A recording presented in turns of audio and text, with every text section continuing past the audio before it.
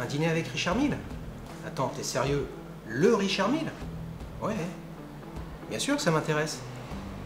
Quand ça? Et merde, non, je peux pas. C'est le lancement de Watch Out. Premier épisode de Watch Out sur l'Omega Speedmaster, dimanche 6 décembre à 18h, en exclusivité sur la chaîne YouTube d'Ailicious. Salut à tous, bienvenue dans un nouvel épisode de Duel Time. J'ai le grand plaisir d'accueillir Jonas directement d'Angleterre. C'est pour ça que vous voyez un petit drapeau de l'Union Jack qui est juste là, alias Jojo de la Vega, si vous voulez aller voir son compte Instagram. On va se régaler parce qu'il vient nous présenter une montre que, à titre personnel, j'aime beaucoup. J'ai essayé de nombreuses fois. Je n'ai pas franchi le pas. C'est une superbe Jaeger LeCoultre Reverso Tribute Small Seconds, la classique parmi la classique en cadran bleu, magnifique. Jingle.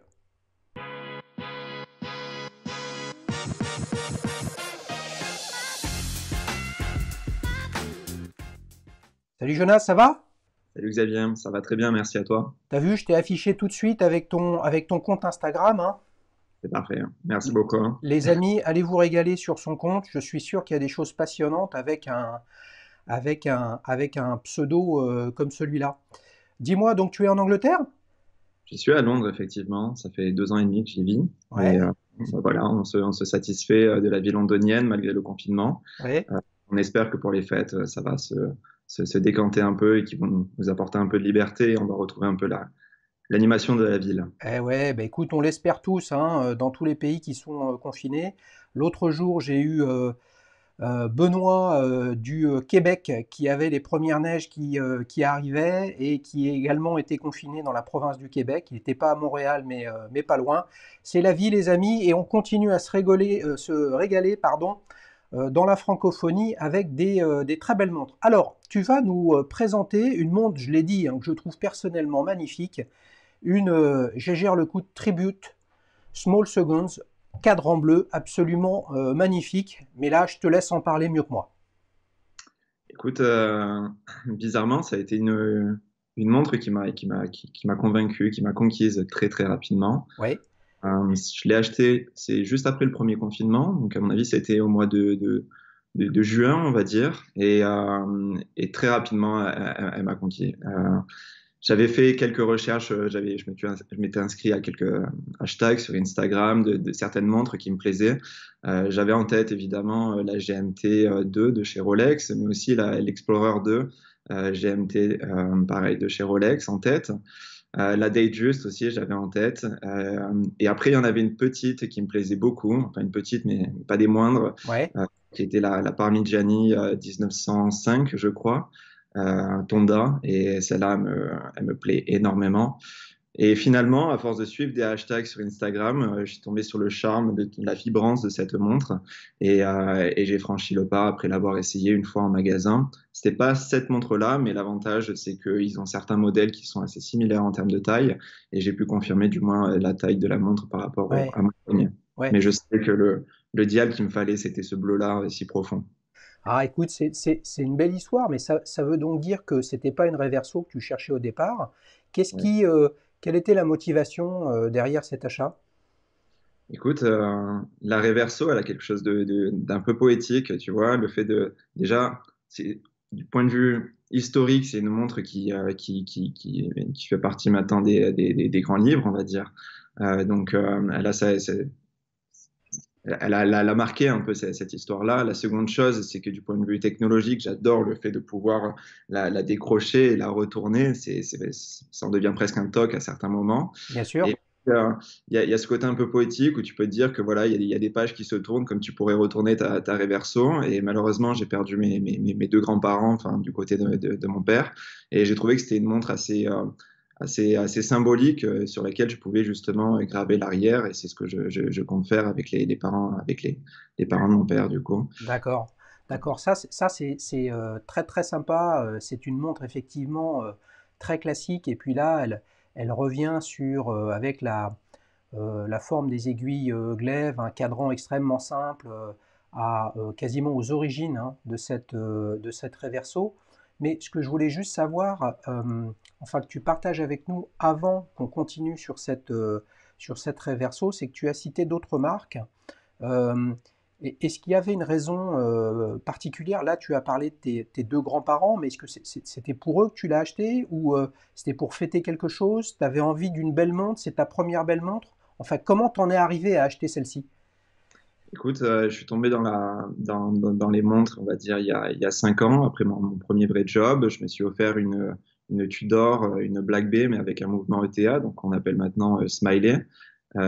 Et depuis, ben voilà, je continue à regarder, à m'instruire, à découvrir en fait les nouveaux modèles et à suivre les tendances. Et puis finalement, on remarque très rapidement ben, différents grands noms et différents grands modèles. Oui, Voilà, on parle de la Rolex Explorer, on parle de la Submariner, évidemment de la Reverso. Et finalement, ben, on se dit, voilà, si je veux une collection, il m'en faudrait au moins une de chaque maison en réalité. Et puis, d'accord. à la fin, ça devient un cercle complètement vicieux ou vertueux.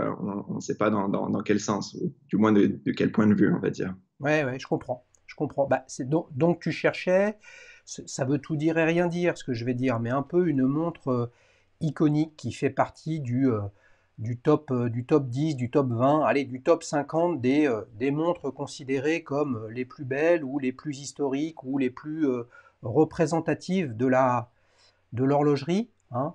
Et Absolument. effectivement, la Reverso en fait partie. Après, celle-ci, elle est quand même, euh, euh, je vais dire, particulière dans le sens où c'est il l'appelle Tribute Small Seconds, mais ce qu'il faut voir, c'est le look Art déco totalement épuré, avec la petite seconde, avec un sous-cadran qui est rond, qui, je trouve, lui va beaucoup mieux que lorsque le sous-cadran des secondes est rectangulaire.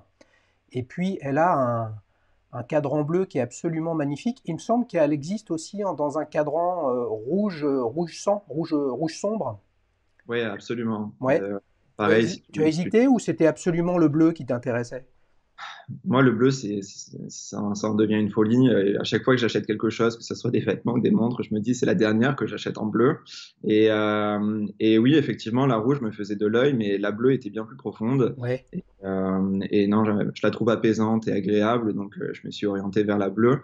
J'avais peur en fait que la rouge soit un peu trop agressive pour moi à certains Ouais. moments, ou surtout aux yeux des autres. J'avais aussi envie d'une montre qui soit passe-partout et que voilà, on va dire que la majorité, soit des gens un peu élégants ou ceux qui connaissent les montres, reconnaissent le modèle, mais j'avais pas forcément envie d'avoir quelque chose Ouais. de trop clinquant au poignet. Ouais. On voit sur une des photos que tu nous as envoyées, merci beaucoup hein, pour ces superbes photos, on distingue des sneakers Nike en arrière-plan qui sont effectivement faites de bleu, de gris bleu et de bleu sombre. Sur une des photos que tu nous as envoyées, celle que j'affiche à l'écran actuellement, on voit que alors je ne sais pas comment l'appeler, mais une fois que la montre est retournée, on voit le dos du fond de boîte on pourrait appeler ça, et il est gravé enfin gravé ou je ne sais pas trop comment avec un soleil. Tu peux nous décrire ça? Écoute, j'ai jamais trop creusé en fait cette partie-là, malheureusement, mais je la trouve toujours très agréable. Et effectivement, ça donne un peu une sorte d'énergie dès que tu retournes en fait la montre. On dirait un peu là ce soleil levant japonais. Donc ouais, ça donne un peu de peps à une montre. C'est ça que j'aime bien aussi avec cette montre, c'est il y a ce côté classique mais dynamique aussi, tu vois, où il y a toujours un petit peu différentes facettes. Ouais, Et tu peux la porter, voilà, un peu comme tu l'as remarqué avec une paire de sneakers Nike, par exemple, tout aussi bien qu'avec ouais, une chemise et des chaussures beaucoup plus ouais, casuales. ouais. Je reviens sur les autres modèles que tu as cités qui ont comme caractéristique, si on s'attache simplement au design, tu n'as cité que des montres, des modèles ronds. Là, on a, on va dire, avec la Cartier Tank et quelques autres qu'on verra tout à l'heure, le modèle le plus emblématique des montres rectangulaires, qui sont, je trouve, quand même moins faciles à porter. Ça peut tout de suite être très petit ou alors très gros en fonction de la taille de son poignet. Est-ce que toi, tu t'es posé cette question-là? Tu vois, vraiment, pas le sujet. Est-ce que c'est aussi iconique, entre guillemets, ou historique qu'une Omega Speedmaster ou une Rolex Explorer? pas dans ce côté iconique, mais dans l'impact que cette montre en termes de forme peut avoir pour toi. C'est intéressant comme question. Pour moi, les deux principaux modèles, à mon avis, qui matchaient avec une forme rectangulaire ou carrée, ça allait être la Monaco de chez Tag Heuer et ensuite la Reverso. Pour moi, c'est vraiment, et la Tank aussi, j'aime beaucoup la Tank de chez Cartier. C'était trois modèles que j'avais en tête potentiellement si je passais le cap d'une montre ronde à une montre un peu plus rectangulaire ou carrée. Ouais. Après, on dit souvent que la montre représente la personne qui la porte. Je ne sais pas si je suis aussi carré et rectangulaire que les Maré Verso, mais du moins, ça me le rappelle parfois que je dois l'être. Donc, ouais, je pense que ça a un côté Ouais. intéressant. Alors moi j'insiste souvent hein, sur la chaîne, hein. Moi je pense que c'est le contraire, hein. C'est la personne qui fait la montre. Donc ça me paraît tellement facile et simple d'esprit de se dire que une Reverso c'est une montre élégante. On peut la porter avec une inélégance complète, ça chacun voit midi à sa porte. Moi je pense que c'est la personne qui fait la montre. Et avec les photos que tu nous as envoyées, bah, on te voit bien en fait avec un style fait d'efficacité, d'élégance, mais aussi avec des streetwear. Et donc on peut avoir la classe, sous réserve que ça veuille dire quelque chose la classe. Moi personnellement, je ne sais pas, ou en tout cas j'ai la mienne, comme tu as la tienne, et moi je pense que c'est au contraire la personne qui fait la montre et pas le contraire. Tu vois, on dit souvent qu'il y a quelques modèles euh, très bestial, très gros format, où on se dit, oh là là, c'est des mondes de footballeurs, c'est des mondes de rappeurs, c'est des mondes de Matu. Moi, je ne suis pas d'accord. Je pense que c'est la personne qui fait le modèle qui est là et que on peut porter tout type de montre. Et c'est finalement son attitude et son style personnel qui va faire que la montre, elle renforce ou pas ce style-là. Tu vois? Absolument. Je pense, en plus, cette montre-là, comme tu l'as souligné, s'inspire de l'art déco, donc d'une certaine période qui se réfère aussi à l'architecture. De tête, voilà, il n'y a pas beaucoup de montres qui réfèrent quand même à un mouvement architectural, un mouvement de mode, de décoration. Alors, t'as la Nomos qui fait penser un peu à la période de Bauhaus, Oui. donc architecturale allemande. Tu retrouves des buildings à Tel Aviv également qui ont ces couleurs blanches et rondes. Mais ce qui est intéressant justement, voilà, avec cette montre, c'est qu'au-delà d'avoir une timepiece au poignet, c'est presque un accessoire de mode qui reflète aussi une génération. Donc c'est assez intéressant et justement la mixer avec des tendances actuelles, ça peut apporter un petit peu de charme, euh, en espérant ne pas trop être obscène parfois pour certaines personnes. Non, mais c'est très bien résumé. Tu parlais de gravure, donc c'est quelque chose que tu as tout de suite imaginé avec l'histoire que tu nous as racontée, parce que c'est vrai que l'une des opportunités sur une Reverso comme ça, c'est de faire graver le dos, on va l'appeler comme ça. Alors, je me rends compte que finalement, peu de gens le font.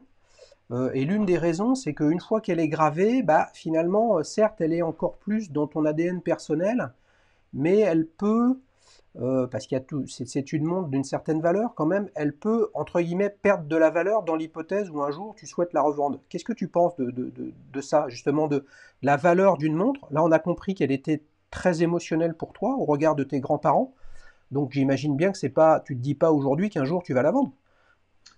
Effectivement, je pense que si ça avait été la première montre que j'avais, je la ferais pas graver, effectivement. En revanche, vu que j'en ai quelques autres, admettons dans le pire des scénarios, tu sais, il y a toujours cette, euh, cette anecdote-là où les gens disaient que les reporters partaient tout le temps avec une GMT, un Leica, au cas où si, voilà, ils pouvaient toujours troquer ces produits-là sur n'importe quel terrain, sur n'importe quel pays, parce que ça allait avoir une valeur. Je pense que la Reverso, c'est de même, mais vu que c'est pas ma première montre, je pense que je peux franchir le cas. Et justement, avec ça a été le choix qui m'a orienté vers cette montre, c'est que je trouve ce côté poétique intéressant d'étudier, le fait que tu puisses retourner la montre, un peu comme tu retournes un livre. Et aussi, il y a toujours cette mission, en quelque sorte, de la montre de Oui, luxe, de pouvoir la transmettre ouais, au-delà de générations. Donc, la faire graver, Voilà, entre le fait que ce soit un peu comme un livre que tu transmettrais à ton fils ou à ta fille, bah, je pense que ça a tout son sens, effectivement. Ouais, Mais j'ai un peu d'appréhension et je ne l'ai pas encore fait graver, alors que ça fait plus de 6 mois désormais que je l'ai au poignet. ouais, ouais, mais ça, je pense qu'il faut que tu prennes ton temps, hein, et prendre son temps avec une montre, c'est quand même ce qu'il y a de plus beau. L'autre sujet, je repense à un compte Instagram absolument magnifique, et d'ailleurs, c'est François Xavier, l'équation du temps, qui est passé sur la chaîne pour nous raconter son histoire avec sa Langenson 1815 chronographe.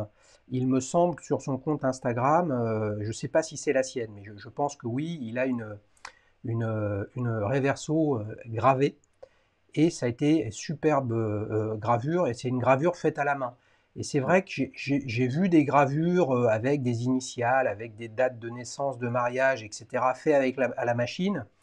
Moi, je pense que quand on veut mettre la plus grande des valeurs dans une montre, c'est-à-dire l'émotion qu'on a, ça mérite de la faire graver par un graveur avec tous les défauts de l'artisan, à savoir, on voit bien que c'est fait à la main, mais c'est ce qui rend la gravure, je pense, unique, alors qu'une gravure machine, ça me paraît pas terrible, hein. C'est vrai. Après, pour mettre ça dans la balance, je m'étais renseigné auprès de Jager Lecoultre et les délais sont très très longs. Donc à Paris, apparemment, ils ont un artisan qui peut le faire et qui est certifié Jager. À Londres, malheureusement, ils sont obligés de renvoyer la montre directement en Suisse pour qu'elle soit gravée en Suisse pour qu'ensuite ils te la renvoient. Les coûts associés sont assez importants par rapport à juste une gravure. Tandis que voilà, tu vas dans le quartier des bijoutiers à Londres, tu peux la faire graver en machine pour une trentaine de pounds. Donc Ouais. voilà, c'était, Ouais, mais tu vois, c'est intéressant parce que euh, pourquoi j'ai présenté ça comme ça en donnant tout de suite mon avis? Ben justement, en fait, pour que tu le challenges. Et c'est comme tout. En fait, on peut avoir une montre à 30 euros qui va donner l'heure probablement bien mieux que cette Gégère Lecoultre Reverso parce que ça va être une montre à quartz. Mais c'est pas ce que tu as acheté, toi. Toi, t'as pas acheté simplement. D'ailleurs, je pense pas que tu aies acheté un objet qui est là pour te donner l'heure, mais qui est là pour t'apporter autre chose. Eh ben, la gravure, c'est la même chose. Effectivement, tu peux donner ça à quelqu'un avec une machine qui va te faire un truc lambda. Euh, Est-ce que ça correspond, tu vois, à l'ADN de cette montre? Ce sont des questions auxquelles chacun, bien évidemment, peut répondre. Si tu avais un adjectif à lui donner, hein, tu crois que tu allais t'en sortir, Jojo de la Vega, mais pas du tout, hein. Quel est l'adjectif de cette montre, Jonas? écoute, je pense l'avoir mentionné auparavant, mais pour moi, elle est apaisante. Ouais, c'est ça. C'est ce que tu as dit au tout début. J'aime beaucoup. Je trouve que ça lui va très très bien. Je ne sais pas si les amis vous le voyez bien, mais je trouve qu'il y a un très très beau bracelet sur cette montre. Un bracelet je sais pas, moi il me fait penser à un bracelet un peu militaire, justement des années 30. Alors je ne sais pas si c'est le cas, mais il est vraiment très beau. Il est confortable à porter, ce bracelet? Il est très confortable, effectivement. Donc apparemment, c'est un fameux bottier argentin qui s'appelle Fongliano. Le cuir est made in France, d'après les écritures qui sont Oui. marquées dessus. Moi, il me fait penser un peu au cuir que j'ai sur la Tudor Black Bay, que j'avais acheté justement avec un bracelet cuir. Il n'est pas, il est pas frotté, il n'est pas vieilli, mais en revanche, on retrouve ces surpiqûres légèrement plus claires sur un cuir qui est bleu foncé, Ouais, très agréable à porter. Et ouais. évidemment, tu retrouves une boucle déployante à l'arrière, ce qui rappelle toujours le petit côté luxueux en quelque sorte de la montre, et évidemment le revers Jaeger LeCoultre sur la boucle. Ouais, bien sûr. Et on a effectivement ce retour, hein, au niveau des entrecornes, comme un pli, Oui. avec cette couture à l'horizontale qui rappelle les stries horizontales du boîtier, qui fait que c'est vraiment très très équilibré comme montre. Si il y avait un petit truc, un petit détail, où maintenant que tu la portes depuis plus de 6 mois, quelque chose où tu te dis, ah ça, ça aurait pu être mieux, ou si elle avait entre guillemets un défaut, ou quelque chose qui te déplaît, ce serait lequel?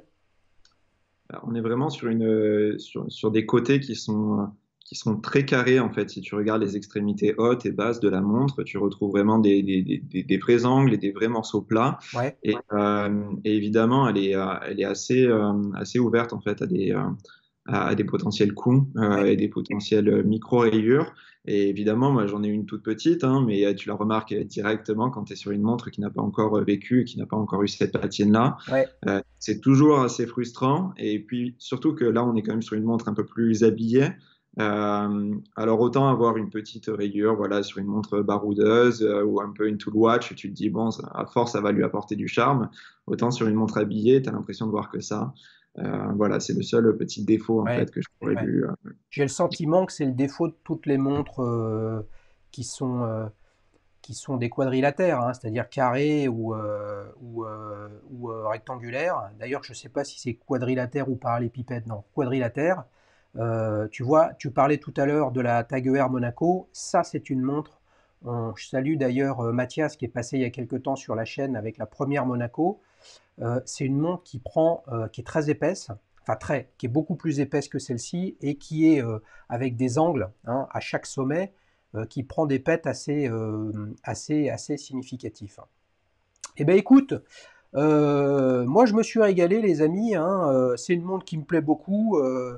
Il va falloir que quand même que je retourne l'essayer une nouvelle fois. J'ai pas d'occasion là, j'ai pas de raison d'acheter une nouvelle montre.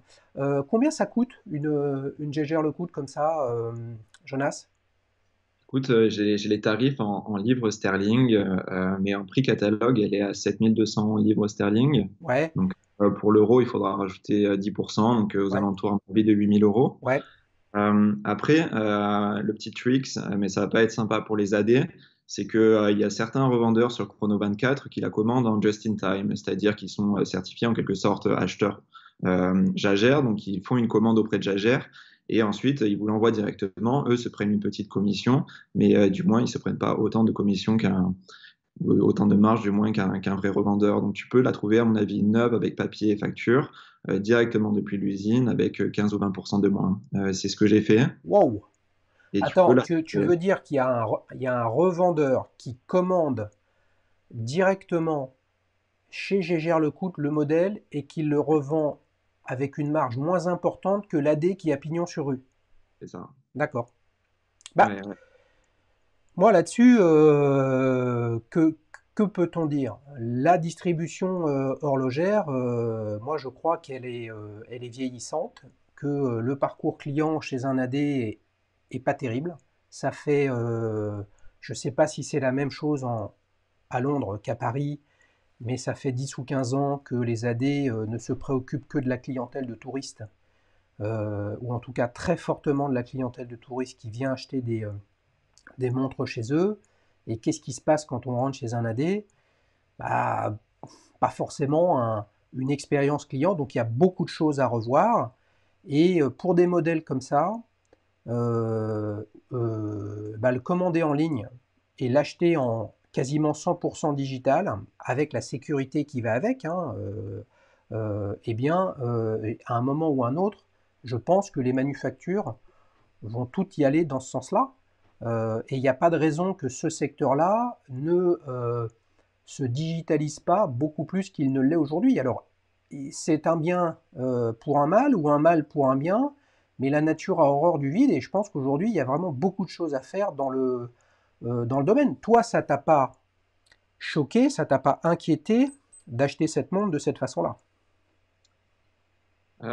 Non, pas vraiment. En fait, donc par rapport aux AD, et puis moi je suis allé directement au magasin Jaeger à Londres, j'ai toujours été très très bien reçu. Après, comme je te l'ai dit, je l'ai acheté au lendemain d'un confinement, donc voilà, t'as un peu moins envie d'aller en centre-ville, de prendre le métro ou un taxi pour aller au magasin. Donc voilà, tu te dis que après l'avoir essayé et confirmé en quelque sorte la taille et le modèle que tu voulais, tu pouvais très bien l'acheter. Et puis j'ai regardé en même temps sur Chrono24, vu que c'est quand même un achat qui te fait réfléchir et qui te fait faire des recherches. Et donc, bah, tu vois aussi qu'il y a des tarifs plus attractifs. Donc, tu creuses davantage, tu te renseignes, tu fais un peu ta due diligence en regardant si le vendeur est bien bon. Et puis, j'ai vu qu'ils avaient un pied-à-terre à Londres et j'ai préféré plutôt qu'ils me l'envoient directement que moi, j'aille la chercher auprès du vendeur Ouais, parce qu'ils avaient voilà, une sorte de ouais, bureau à Londres où ils m'ont bien sûr, reçu. bien sûr. Bien sûr, C'est ça. bah, la remarque que je peux rajouter dans cet échange très intéressant, parce que c'est vraiment du terrain et du concret, hein, les amis, bien évidemment, hein, Mettez des pouces bleus et des commentaires et partagez cette vidéo si ça vous intéresse, hein. C'est comme ça que vous ferez progresser la chaîne. Mais tu vois, on parlait des AD, mais au final, là, on n'a pas parlé d'AD dans ce que tu dis. Tu as parlé de la boutique Oui. Gégère Lecoutre, donc tu es chez Gégère Lecoutre. Et moi qui viens, par exemple, vous le savez, les amis, du secteur de la tech et des startups, il y a 10 ans, Apple a décidé de se séparer de son réseau de Apple Premium Reseller parce qu'ils avaient envie de prendre les ventes en direct sur leur store et avec leurs propres implants à droite à gauche. Et d'un point de vue industriel, cette logique d'un côté j'ai du digital et donc je me concentre sur quelques flagships à ma marque où je contrôle à 100% la distribution, je ne vois pas pourquoi c'est quelque chose qui échapperait au secteur de l'horlogerie ou du luxe en général. Effectivement. Il y avait un très bon podcast, si je peux le Bien citer, sûr, bien sûr. je crois du vice-président de chez Cartier. Alors, il me semble que ça s'appelle Génération, non, We Are New York, pardon, de Ilan Abeacera. Et justement, le vice-président de Cartier expliquait justement toute la transition qui s'était passée au sein de Cartier et du groupe Richemont au moment du Covid, et justement comment ils ont pu tourner de la boutique en ligne, de la boutique physique à la boutique en Bien, ligne. bien sûr, bien sûr, bien sûr. Le click and mortar d'il y a 25 ans, qui est passé par le 100% digital, et maintenant on est sur du mortar and click, on est sur du click and collect, on est sur un certain nombre de choses. Je pense que tout ça peut permettre de faire évoluer les mentalités et le parcours et l'expérience client pour le bonheur du plus grand nombre. Évidemment, ça potentiellement n'arrangera pas tout le monde, mais ainsi va la vie, elle doit évoluer. Écoute, merci beaucoup pour la présentation de cette montre, Jonas. Une nouvelle fois, si vous voulez aller voir le compte de Jonas sur Instagram, bah, c'est extrêmement simple. Tu peux nous le rappeler, ton compte? Alors, c'est Jojo de la Vega avec deux O, J-O-J-O-O, de la Vega comme Don Diego de la Vega. Eh ben, écoute, c'est super. Bon, donc tu connais le règlement, Jonas. Les amis, vous le connaissez aussi. Je vais présenter à Jonas 4 alternatives à sa Gégère Lecoutre Verso cadran bleu. L'idée, Jonas, c'est que tu décryptes un peu les montres que je te présente, tu les notes de 0 à 10 et puis à la fin, tu votes pour celle que tu préfères. Tu ne peux pas voter pour ta montre. Par contre, vous les amis, les abonnés, dans l'onglet communauté, vous avez un petit sondage où vous pouvez voter pour l'une des 5 montres, dont la Gégère Lecoutre de Jonas. T'es prêt pour la première? Allez, c'est parti. Alors, là, je te présente une Patek Philippe Gondolo en or gris d'un format équivalent à ta Gégère Lecoutre Verso. Qu'est-ce que tu en penses? Écoute, comment ne pas être, je pense. Alors, à mon avis, voilà, si on va vers l'intérieur, à mon avis, il doit avoir un mouvement qui est fantastique. Donc là, on voit, je pense, 8 jours de réserve de marche. Oui, Et sur des dates, il y a même voilà, les secondes. Non, c'est vraiment un très beau travail, à mon avis, du point de vue mécanique. En revanche, elle a un peu cette approche très futuristique, très voilà, plongeante. Tu vois les index qui te poussent en fait à rentrer dans la montre en quelque sorte. tout à fait. Et les côtés qui font un peu vaisseau spatial. À mon avis, le mouvement est fantastique, mais pour moi, je pense que c'est une montre qui me plaît, Qui te qui, plaît? qui me plairait pas trop en Ouais, fait, en réalité. ouais. Et puis tu as Qu'est-ce parlé qui, aussi de qu'est-ce ce qui côté. te, qu'est-ce qui te, qu'est-ce qui te déplaît le plus sur ce modèle? Je pense que tu as l'équilibre, tu vois, tu soulignais bien l'équilibre par rapport au strap qu'il y a sur ma montre. Là, il y a un manque d'équilibre en fait entre le calendrier et puis le haut avec la réserve de marche. Et le fait que les aiguilles en fait couvrent beaucoup Patek Philippe, qu'on retrouve un peu moins sur les modèles iconiques de la marque. Et les larges côtés aussi me font un peu peur. Ouais. Euh, Un mais je peu suis trop, un peu trop chargé, tu la trouves, c'est ça, hein? Elle est chargée effectivement et elle manque un peu d'équilibre en soi. En revanche, à mon avis, le mouvement doit être fantastique à l'intérieur, étant donné la complication qu'elle affiche sur le boîtier. Bien sûr, bien sûr. Là, on a une D-Date avec réserve de marche.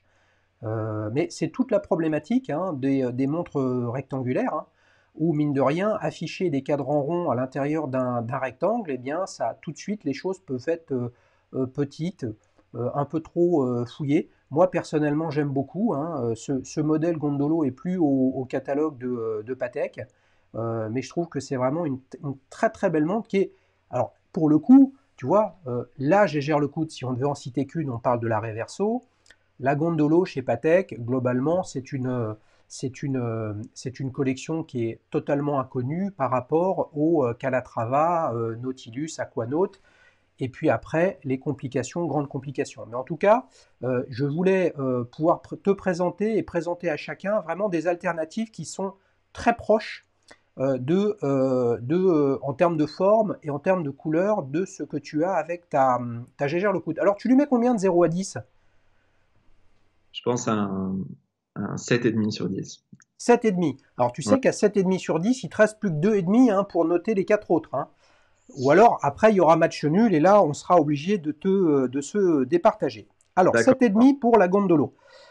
Deuxième modèle, là, on est chez Vacheron Constantin. Donc, on reste avec Patek sur deux marques, on va dire, qualifiées de historiques, ancestrales et puis qui, dans la haute horlogerie. Là, on a l'un de leurs modèles les plus connus, la Malte, avec cette forme très très particulière, très épurée. Qu'en penses-tu?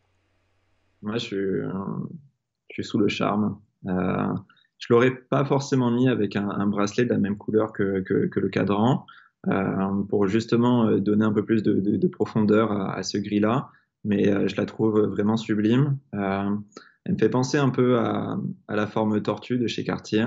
Oui, Euh, mais elle est vraiment superbe. J'aime beaucoup le mix aussi avec le fait qu'ils aient rajouté des chiffres romains à 6 heures et 12 heures. C'est assez intéressant, ça donne un peu de puissance à la montre qui aurait pu être très féminine. Euh, et ensuite, la petite seconde ronde en bas, elle me plaît énormément. Elle me fait penser un peu voilà, à la Tonda 1950 de chez Parmigiani, pardon. Et ensuite, à la Luc aussi de chez Chopard. Donc j'aime vraiment beaucoup cette petite seconde en bas. Pour moi, c'est presque un coup de cœur, hormis le bracelet. Je dirais, allez, 8,5. 8,5. La Ah, marge. ça monte en puissance. Hein. Alors là, il faut le rappeler, les amis, quand même, on est sur un modèle en or gris. Précédemment, également, la Gondolo que vous avez là, qui est en or gris. Donc, on est sur des gammes de prix qui sont quand même 3 fois, si ce n'est plus, cher que ta Gégère Lecoultre Reverso. On passe à la troisième proposition.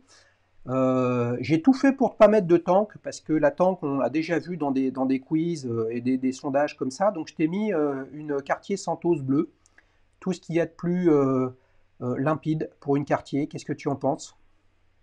Écoute, hormis son classicisme, je suis fan. En plus, elle a un beau bracelet émeraude qui la dynamise davantage. J'aime beaucoup. J'ai un peu peur à chaque fois avec les bracelets en acier parce que j'ai peur que ça soit trop lourd ou inconfortable. Donc, j'ai jamais vraiment franchi le pas. C'est Oui. pour ça que j'ai toujours des bracelets cuir. Et là, elle me plaît beaucoup. Après, voilà, est-ce que acheter une Cartier Santos sans bracelet acier, c'est vraiment acheter une Cartier Santos? Je sais pas. Bonne remarque. Mais ouais, pour moi, c'est un 7 parce que c'est trop classique, mais elle me plaît énormément malgré tout. Ouais. Et les chiffres romains à 100%, on va dire, contrairement à la Vacheron Constantin Malte, là on a vraiment l'ADN de Cartier, hein, les aiguilles glaive, le chemin de fer, les chiffres romains. Les chiffres romains, ça te dit quoi? Écoute, moi, je la trouve très puissante, très belle. Les chiffres romains, ça me plaît beaucoup. J'ai J'aime toujours me focaliser sur le 4 qui s'écrit pas comme un vrai 4 en chiffres romains. Oui. Non, je trouve ça toujours très intéressant quand les montres Hmm. Combien tu lui mets de 0 à 10? un 7 sur 10 Un 7. pour le Ouais, classicisme. je t'ai senti moins fan. Je te rejoins sur un point. Une Santos sur bracelet cuir, c'est un peu comme une Reverso sur bracelet acier. Il y a quelque chose d'inhabituel. Est-ce à dire que c'est pas acceptable? Je sais pas. Par rapport à ta crainte pour les bracelets acier, bon, certes, suis peut-être même sûrement à titre personnel, un cas un peu particulier parce que je fais pour mon propre plaisir personnel mes propres bracelets. Donc en fait, je suis plutôt moi à essayer de trouver des montres avec des bracelets acier parce que je sais que derrière, je vais faire le bracelet en cuir. Tu vois? Et comme ça, j'ai la possibilité de varier les plaisirs. Mais en tout cas, je te rejoins là-dessus, sachant que sur la chaîne, je ne sais pas si tu as vu, une Cartier Santos est passée avec les attaches rapides du bracelet acier qui te permettent justement de mettre un bracelet cuir, un système très astucieux pour bien l'ajuster en termes de longueur. Bah, effectivement, une Santos, c'est en bracelet acier et en plus, il est de très très bonne facture. Donc 7 sur 10 pour cette Cartier Santos. Les amis, hein, vous le savez, il reste encore une quatrième montre pour que vous puissiez voter sur la montre que vous préférez, en incluant bien évidemment la Reverso de Jonas. Troisième et dernier modèle, Girard-Perregaux 1945, un grand classique de la marque avec les index Breguet, très simple, voilà, avec des aiguilles dauphines. Qu'est-ce que tu en penses? Écoute, malgré qu'elle soit très carrée, très rectangulaire, je la trouve très ronde, tu vois. Ça fait remarquer les index, même les aiguilles, en fait, ont ces bouts un petit peu arrondis. Moi, je la trouve très agréable à regarder. Après, je connais pas assez bien la marque et j'ai aussi envie un peu tu vois, de connaître l'ADN de la maison, tu vois, il faudrait que je fasse un peu plus de recherches sur Girard-Perregaux, mais la montre en soi est très belle, je trouve.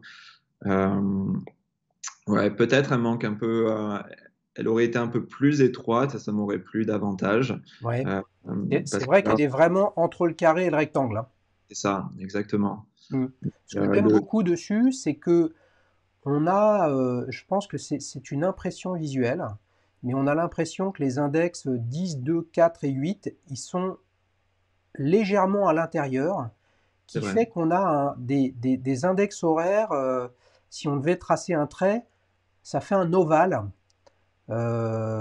qui donne, je trouve, un équilibre qui est intéressant à cette montre. Par contre, je trouve les aiguilles un peu grosses, moi, heure-minute. J'y trouve un petit peu grosses. Je sais pas. Qu'est-ce que t'en dis de ça? Les tailles des aiguilles? Ouais, c'est vrai, c'est vrai.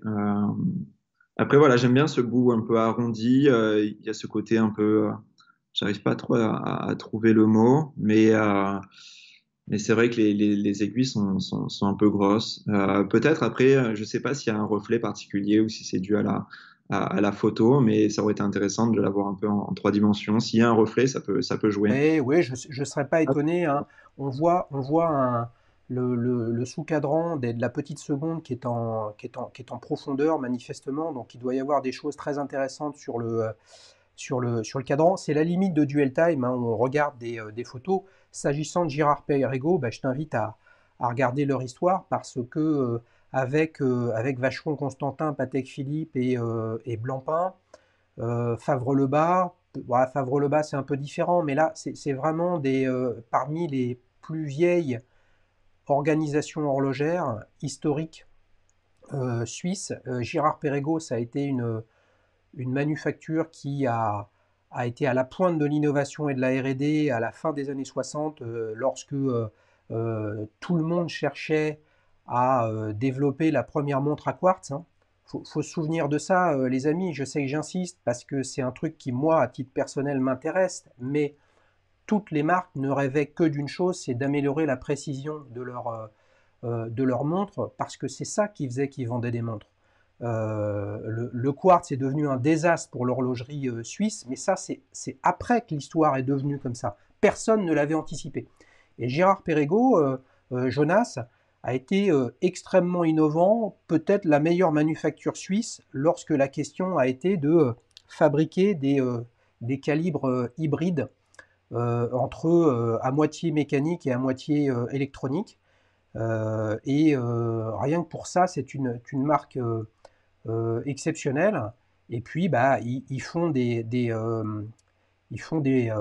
montres, des modèles de très très haute horlogerie avec des complications en quantième perpétuel, tourbillon, etc. Donc pour moi, c'est une manufacture de haute horlogerie historique suisse. Il y en a d'autres, mais en tout cas, Gérard Perregaux en fait partie.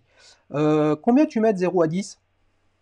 Écoute, par la curiosité que tu m'invites à avoir par rapport à la marque et du fait que je la trouve assez bien réussie dans l'ensemble, je te mettrais, on va dire, un 7,5 de nouveau. Un 7,5. Hein. Donc on a bien compris que Jonas était un bon client en termes de notation. Donc si on devait résumer là, donc la Gondolo, tu lui as mis un 7,5 sur 10.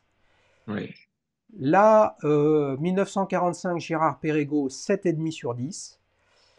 Là, Vacheron Constantin Malte, hein, le logo de Vacheron Constantin, c'est la croix de l'ordre de Malte, hein, donc c'est vraiment leur modèle phare, ils en ont d'autres. Combien tu as mis à celle-ci?